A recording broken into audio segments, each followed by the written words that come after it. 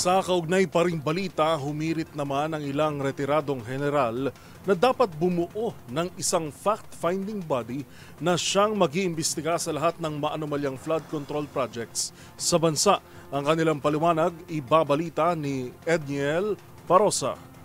Nagpahayag ng suporta ang Association of Generals and Flag Officers o AGFO sa investigasyon kontra maanomalyang flood control projects. Sa isang pahayag, sinabi ng AGFO na hindi lamang ito usapin ng korupsyon kundi matinding banta sa pambansang seguridad o national security.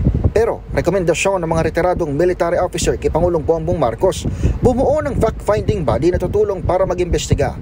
Mungkahin ng grupo, malangkasin ito mula sa mga public officials at magsama ng ilan mula sa pribadong sektor upang mas mapalalim ang pagsisiyasat.